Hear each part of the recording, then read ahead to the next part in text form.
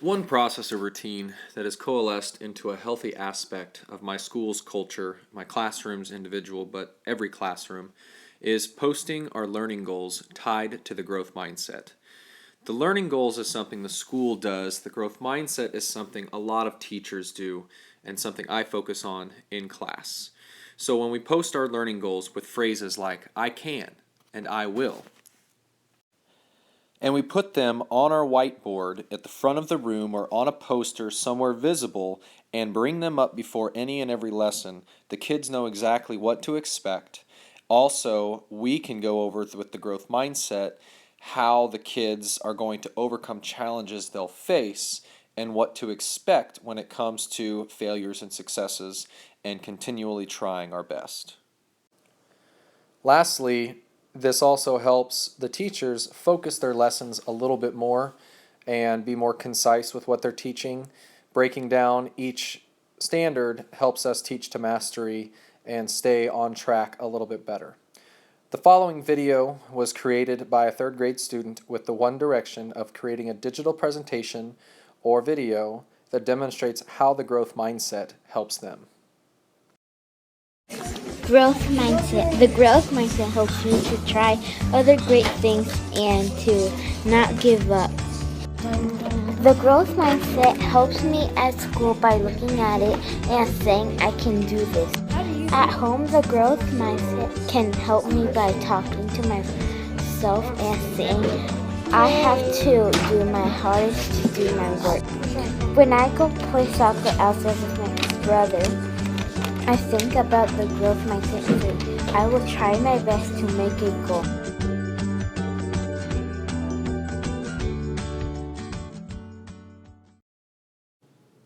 As you can see, posting the learning goals and tying them to the growth mindset created a cultural norm where students always try their hardest and never give up. One policy that was put in place or process that didn't really work or was unsuccessful was the administrative walkthroughs. The goal was for administrators and teachers to walk through other classrooms and evaluate certain areas. Are they posting the learning goals? Are the students engaged? What is the teacher's level of engagement with the students? Are they interacting with them or are they off to the side? The goal was to provide opportunity for growth and development feedback. However, the format used wasn't very interpersonal.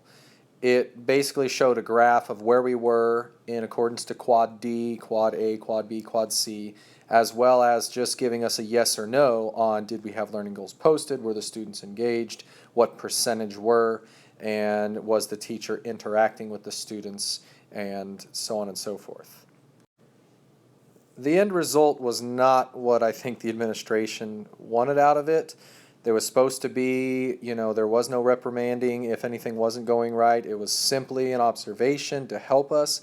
However, most of the teachers were frustrated at the timing of when they came in because they had just had a great lesson in Quad D, but now we're doing independent work, or they were on Quad A to introduce something, we're going to be on Quad D later, and that frustration mounted. And then teachers started getting afraid of when the administration would come in, and we're always trying to make their lessons more than what they should be, and we're losing focus on the standard or the learning goals in general.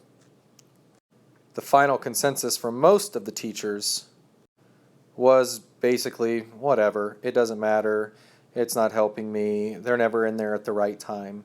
And with the format they used and the way it went, it just wasn't very successful.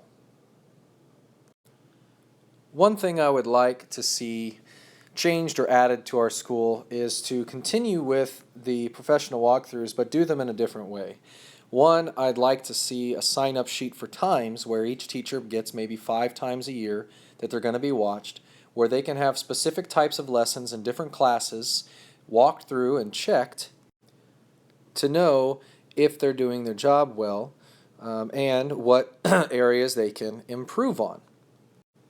This, of course, would have to be followed up with actual live feedback, one-on-one, with specific areas brought out that are highs and lows and areas to improve on.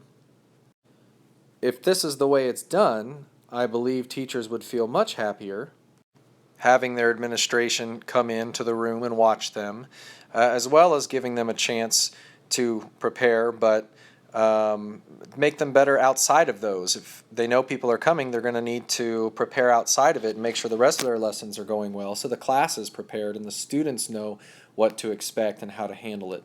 In the long run, it's going to make their entire year better, not just that one lesson.